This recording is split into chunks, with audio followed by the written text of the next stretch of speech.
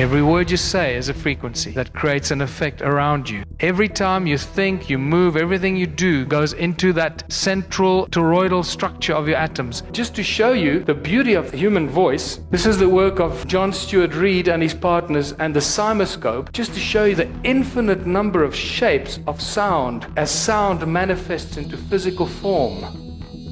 Every frequency has its own very specific shape. And there are an infinite number of these.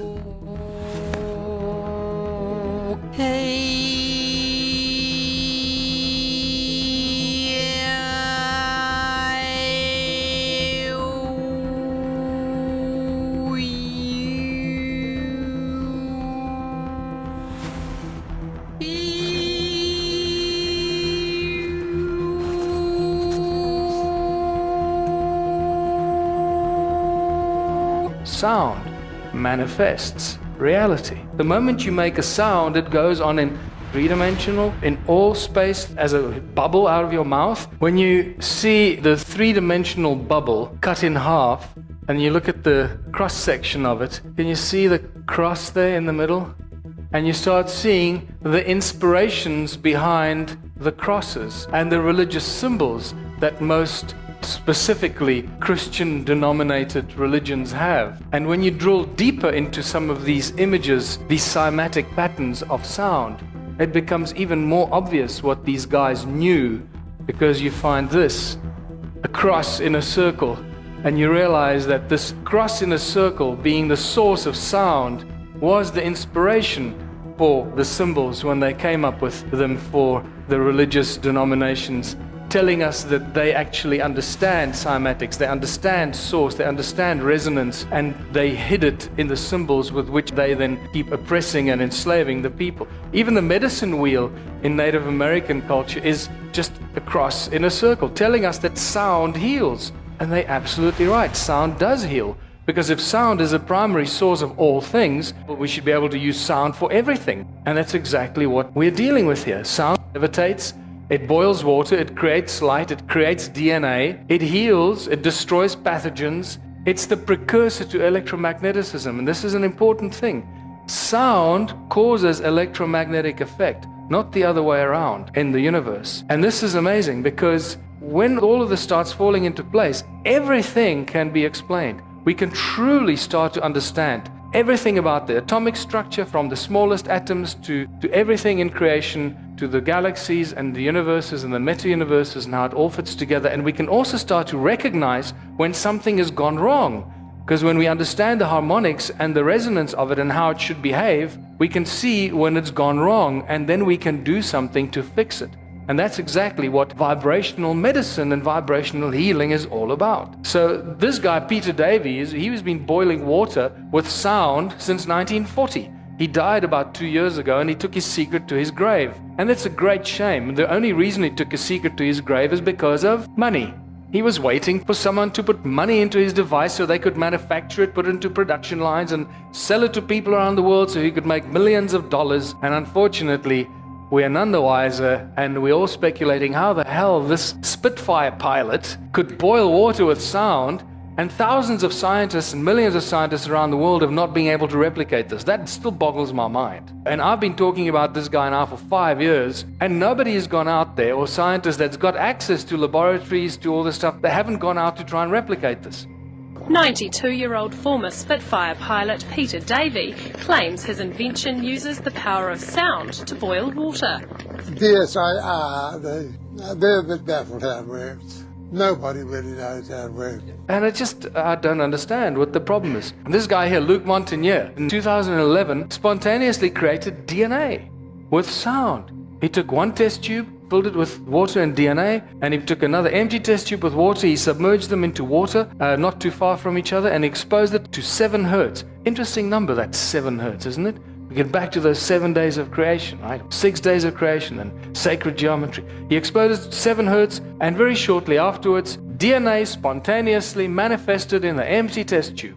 Sound manifests reality.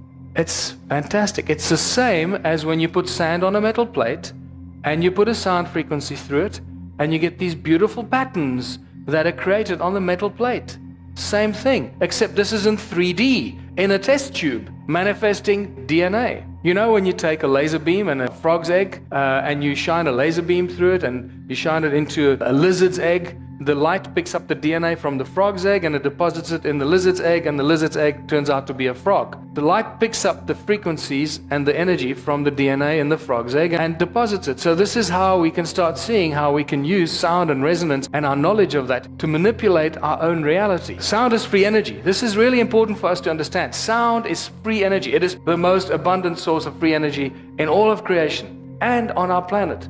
Because Mother Earth rings like a bell. And this is one of the most ignored statements that Nikola Tesla made. The Earth rings like a bell, and if you know how to tap into that sound frequency of the Earth, you'll forever have an insatiable source of energy that you can convert to any kind of other energy that you want, as long as you know how to do that. And this is what I believe he did. He tapped into the sound frequency of Mother Earth, and what he did with it up there is still out for discussion. That's what everyone's looking for.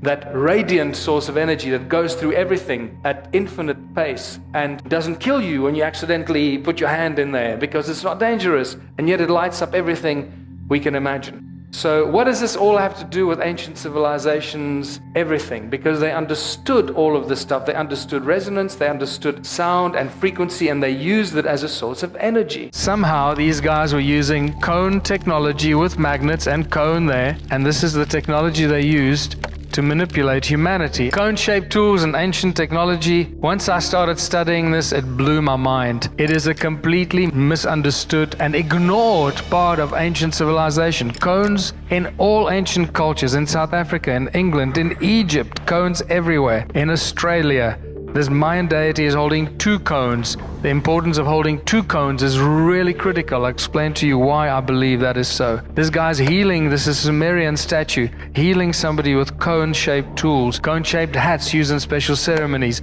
Wizards wear cone-shaped hats, and their wands are cone-shaped. And then obviously the cones of these ancient beings that were doing something to us, or humans. And those are not blood vessels in the dragonfly, those are hollow tubes, and the dragonfly doesn't flap its wings like a bird, it vibrates them and buzzes them. It's the buzzing of those wings, the sound of those wings that goes into the tubes, the hollow tubes, and at the bottom of those hollow tubes there are hundreds of tiny little cones. So the sound frequency goes out of the cones, creating these toroidal fields around the dragonfly's wings, putting them into a state of gravity-free zone around them because of the cone-shaped technology in their wings. This is the most powerful antenna ever built, thousands and thousands of times stronger than any antenna before, and it can both send and receive cones on a metal plate. Pay attention to that structure. Can you see the similarity between the bug's wings and that antenna? And the plot thickens. Everything that we do in science, technology, in development, it's all just mimicking nature, biomimicry. Sound levitates. All ancient cultures talk about levitating things with sound. Not just sound, but also with mind and thought. Now, we hear about it all the time, but until you see something being levitated by sound, it's difficult to comprehend. Here's a beautiful example. Most of the stuff exists on YouTube.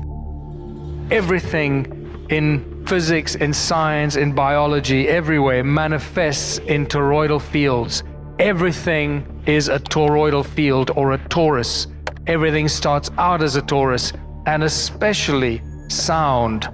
Sound being the primordial source of everything, it's really important for us to understand how sound manifests into toroidal fields, toruses, torus shapes like that. And this is why every time our heart beats, it creates a very powerful toroidal field around our bodies.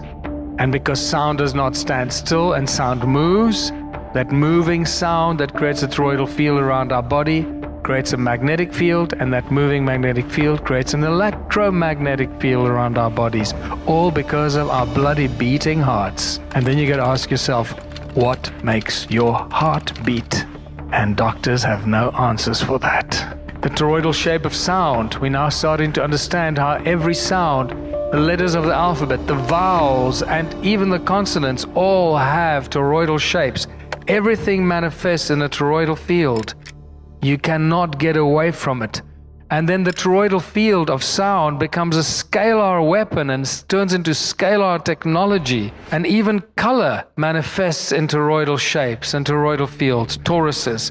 Color, because every color has a frequency to it, and every frequency has a sound to it. Every light frequency has a sound frequency attached to it, and therefore it is also a torus. The shapes in nature, the shapes in triangles, the shapes that we find in sacred geometry, how even those shapes have frequencies connected with them. Keep in mind how important logos are, how important symbols are that ancient cultures and occult organizations have. Every time you're looking at a logo or a symbol of some organization, you are picking up the frequencies, the sound frequencies that come through the light that travel from that shape. Do not think you're looking at something benign, that it has no effect on you. A shape or an image has as much effect on you as a sound frequency does. When you combine the sound with the image, this is why movies are so powerful, because now you got images and the sound entering your being. We are completely brainwashed and hypnotized into a sense of hypnotic existence, believing whatever they want us to believe, whoever they are. The puppet masters. Everything originates in toroidal fields of resonance, and it starts with the subatomic particles like the electron. Electron is simply a coherent resonance in a toroidal field. And this is really what an electron looks like, something like this. The torus model of the electron. Everything manifests in toroidal fields. Nothing is exempt from this. Atoms are toroidal fields. Atoms are not these crazy things that we're shown as atoms today, the atomic model that we get shown today. That is that's a theory. It was never been proven to be absolutely accurate. Here's a fascinating image of a molecular torus of the carbon monoxide, and you notice the similarity of this image, creating a toroidal field going into the center, compared to the magnetic field in a cone shaped, because it seems that magnetic fields naturally form in cone shapes, because again, a torus from the top and from the bottom, there's a cone that goes into the top and a cone that comes to the bottom, and where the two cones meet, actually creating a toroidal field. So the magnetic fields of a torus actually take on a cone shape. And here's an image, cross-section of a magnetic cone. You can see the similarity. So toruses and cones are inextricable, becomes a very important thing for us to grasp. You cannot separate cone technology or cones and magnetic or toroidal fields. They're the same thing. That reminds us that the solar system is a toroidal field as well. And the galaxy is a torus. And so it goes from the electron, the atom, solar system, galaxy, the Earth. The perfectly balanced toroidal shape, or the balanced magnetic torus, looks like this. And once again, I think we've been fooled by being taught about positive and negative, because in the perfectly balanced magnetic field, there seems to be no positive and negative. It seems to be the same charge working in opposite direction. One coming from the top and the other one coming from the bottom. And this is really interesting. That needs to be discussed and investigated a lot more. So this is the torus spinning from the top down and from the bottom up in opposing directions, the same energetic field. And where they meet in the middle, where that bright dot is in the middle, that is what some people refer to as the 0 point, or as Nassim Haramein calls it, the vacuum. That's where you enter the infinite vacuum of the infinite density of creation. And we can thank Nassim for giving us the physics papers that show that the density of the vacuum is infinite.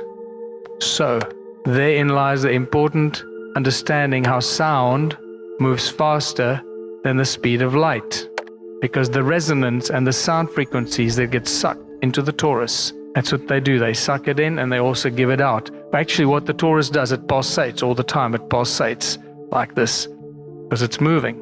Sound moves. So it pulsates, goes in and out all the time. So there's stuff going in and there's stuff coming out. Out of that infinite density, everything in creation seems to manifest. It is at that point that you get the accretion disk that is then spread out at the galactic torus, the toroidal galactic equator. Now, quickly. The denser the medium, the slower the speed of light. If you put light through a medium, the denser the medium, the more it slows down the light. The converse is true for sound. The denser the medium, the faster the speed of sound. That's why sound travels faster in water than it does in air. So how fast does sound travel in an infinitely dense medium? Infinitely fast. Every thought that you have is a frequency. Every word you say is a frequency. Every muscle, every move your muscles make is a frequency that creates an effect around you. Every time you think, you move, everything you do goes into the toroidal field that makes up your body, the atoms of the molecules of the muscles and everything in your body at the atomic level goes into that central toroidal structure of your atoms. It goes into that central point or the vacuum, that infinite density, and from that it is available to everyone everywhere in creation. And this is why ancient people knew how to communicate with anyone everywhere across all space and time, because every thought you have is immediately available to everyone everywhere in all of creation. That's if our pineal glands are switched on. This is why I believe these bird-headed beings worked so very hard to destroy our pineal glands. That's starting to make sense. Otherwise, why would they spend so much time and energy and depict it? Destroy the pineal glands. We understand that it is the sound of the earth that creates the magnetic fields. The sound, the earth rings like a bell, right? It is not the molten iron core at the center of the earth that creates the magnetic field. It's another lie we've been told. Somebody came up with somewhere along the line, because molten iron doesn't have a magnetic field in any case. It has to be solid. And that brings us to identifying what the magnetic fields actually look like. Thank God for the ferro-lens cell, which is discovered not that long ago. We can now see what the magnetic fields actually look like in a beautiful toroidal shape. This is what the magnetic fields look like in toroidal fields. And I believe that these are actually what Mr. Ley found, that are now called ley lines. He just really discovered the lie of the magnetic fields and the connectedness of all the magnetic fields on Earth, on the surface. What happens when you bring a magnet close to a ferrofluid? Something magic. Little tiny cones pop out, and you start seeing the interconnectedness between magnetism, cones, and toroidal shapes. You cannot separate those. Sound and magnetism effects in nature. It's all around us. You see how sound is responsible for pretty much all the shapes, and once you watch Hans Jenny Cymatic's documentary, you realize how spectacular that is.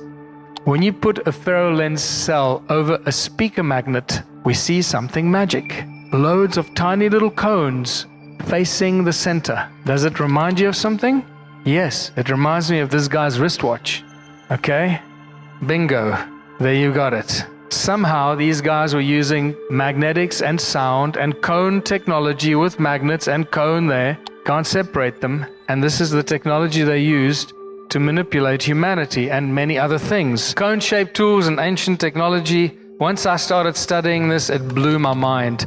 It is a completely misunderstood and ignored part of ancient civilization. Cones in all ancient cultures, in South Africa, in England, in Egypt, cones everywhere. In Australia, this Mayan deity is holding 2 cones. The importance of holding 2 cones is really critical. I'll explain to you why I believe that is so. This guy's healing, this is a Sumerian statue, healing somebody with cone-shaped tools. Cone-shaped hats used in special ceremonies. Wizards wear cone-shaped hats, and their wands are cone-shaped. And then obviously the cones of these ancient beings that were doing something to us, or humans. And this is important to realize. When Saser technology was first introduced to us, only in 2009, this is when the cone-shaped technology becomes important, when sound is propelled into a Saser beam. So what happens when you put sound into a cone? It speeds up, speeds up, speeds up. By the time it leaves the tip, it is moving faster than the speed of light. It becomes what's known as hypersound and a Saser. That sound frequency enters the 0 point of the toroidal field, at which point it basically creates this infinitely fast Saser beam. What happens to that Saser beam? That Saser beam is surrounded by incredibly powerful magnetic fields because of the toroidal nature of that Saser beam. So now you got the Saser beam that is surrounded by an incredibly powerful magnetic field. If you use this cone as a tool, you can channel your thoughts as a frequency, into your hand holding this tool, so you don't need any other source of anything. You just need yourself, your thoughts, and a cone. So you can channel your thoughts, and that the frequency of your thought gets channeled through the cone and becomes a Saser beam. Your thought, the energy of your thought becomes a Saser beam. So if you're thinking, I want to chop down that mountain, I want to cut that mountain, it's that thought, that energy goes into the Saser beam. And this, I believe, how they did it, because there seems to be very little other evidence for this other than this. They thought, in fact, we have many channelings that suggest the same thing for those people that believe in channeling and shamanic information.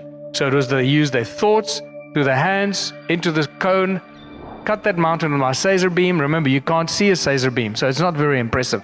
Laser beams are far more impressive, but infinitely less powerful. Saser beam, cut the mountain off. And this is where you need a second Saser beam, second cone. This is why that Mayan deity holding two cones. Because once you got two Saser beams running, you got two powerful magnetic fields, and you can trap the tip of that mountain between the two magnetic fields. And this, I believe, how simple it should be. Because once you got this technology, you can pretty much do everything. And this is why we see giant ancient trees chopped down. How did they chop that giant tree down? Probably with a Saser kind of technology. We have these beautiful cone-shaped tools in the Rosicrucian Museum in San Jose that are engraved with cuneiform text that tell us that these cones were used in the construction of the temples of Sumer. Now, how would you use a cone in the construction of the temple of Sumer? And one of them mentions the temple of Inanna being built with these cone-shaped tools. And then to the rescue comes Ed Leeds Skulnin, the man that built Coral Castle, this incredible place at the southern Florida. And he was seen levitating those giant blocks with ice cream cones in his hands. And this is why I call it the ice cream cone phenomenon. Just like that Mayan dude with two ice cream cones, he was seen holding two ice cream cones levitating those giant blocks. I hope that this is starting to provide a body of interesting evidence of how this stuff works. And that brings us to dragonflies and other beetles and bugs whose bodies are too big for their wings. Those are not blood vessels in the dragonfly. Those are hollow tubes. The dragonfly doesn't flap its wings like a bird. It vibrates them and buzzes them. It's the buzzing of those wings, the sound of those wings that goes into the tubes, the hollow tubes. And at the bottom of those hollow tubes, there are hundreds of tiny little cones. So the sound frequency goes out of the cones, creating these toroidal fields around the dragonfly's wings, putting them into a state of gravity-free zone around them because of the cone-shaped technology in their wings. And the same for Viktor Grabinikov, the man who studied the bugs that were too big to fly, and then he learned how to use the bug's wings to build a levitation platform. He wrote a whole book about this. He built this levitation platform. Unless people know this technology, they think he's a crank. He's just talking rubbish. Well, I believe he's actually telling us exactly what's going on here. It looks like he had a motorbike handle on that device and just cranked up the frequency. And at some frequency, that sound through the bug's wings would have created that toroidal field around his little levitation device. He said that he moved faster than the speed of sound on that levitation platform. And because you've got this balanced toroidal field around you that he somehow managed to create, it wasn't dangerous. Then he started studying the bug's wings, and look at the image on the left here. Pay attention, very close attention to that structure there. And then we get back to the Taurus stones that emit powerful sound and frequencies. We've measured sound energies coming out of the Taurus stones, very, very powerful frequencies. Some of them give us up to 3,400 decibels of sound. That's very, very powerful stuff. Very high frequencies. You can't hear it, but it affects your body. Also, what I've been noticing is that these Taurus stones can act as intentional tools. If you put your intention into it, it amplifies your thoughts, amplifies your intentions, these Taurus stones. So they could be very good or very dangerous. And basically, like we said, it's scalar technology, scalar vortex Taurus effect. As it goes in, it goes into that infinite vacuum, the density of the vacuum, and then creates a bigger torus around it. And this happens simultaneously because of that infinite density of that vacuum, that 0 point. We put one of these Taurus stones in a bucket of water. The next morning there were thousands of bubbles going around, spiraling into the center of the Taurus stone. Taurus and cone combination. This is built into our own human anatomy. We have this in our eyes. We have rods and cones in our retina. So at the back of our eyes, we have like this laser dish that's catching all the light and the frequencies coming through our eyes from the front, and the cones are facing backwards in the retina and shooting, turning the sound and the frequencies of the light, turning it into Saser beams, shooting it through the optic nerve into the pineal gland. Isn't that remarkable? That our retinas are like satellite dishes, amplifying the light and the sound frequencies and sending it to our pineal gland. Oh my goodness. And what's at the front of our eyes? At the front of our eyes, we have not cones, but toruses. We have beautiful toruses at both our eyes. Our irises are little tiny toruses with a lens in the middle that focuses the light and the sound coming through that with the light. This is just spectacular. This torus cone combination is all over in our own anatomy, and this is why we should be able to do this, all of us, and so much more. In 2017, November, the Saab Award, which is a big deal military award, Saab Science Award, was won by this guy called Henrik Holter for developing a new antenna. It's called the phase ray antenna. It's a plate with a bunch of cones on it. Here's a close-up of it. It is the most powerful antenna ever built, thousands and thousands of times stronger than any antenna before, and it can both send and receive cones on a metal plate. Pay attention to that structure. Can you see the similarity between the bug's wings and that antenna? And the plot thickens. Everything that we do in science, technology, in development, it's all just mimicking nature, biomimicry. And this is why when we start looking at free energy, we should look at sound and magnetism. Unfortunately, Isaac Newton knew nothing about magnetism. This was a shock to the system when I discovered this. And this is why we have so much problems. But there's a lot more to discuss because Newton was a smart guy. I actually believe he was put up to writing that crap that we all teach our kids at school today. The whole Newtonian physics thing, just to distract us from what's really going on. And this is why gravity is completely nonsensical. We observe it, we can't explain it, we don't really understand it, and yet the whole effect of gravity is perfectly equally described by Coulomb. In Coulomb's law, it works exactly the same, except it's described as an electric phenomenon. And if it's an electric phenomenon, it means it must be an electromagnetic phenomenon, which means it's a magnetic phenomenon, which means it's a sound phenomenon. So, it's much easier to describe gravity as a magnetic effect. And suddenly everything becomes very, very clear, and we can explain everything about our reality. Sound creates magnetic fields, moving magnetic fields create electricity, and we live in a magneto-electric universe.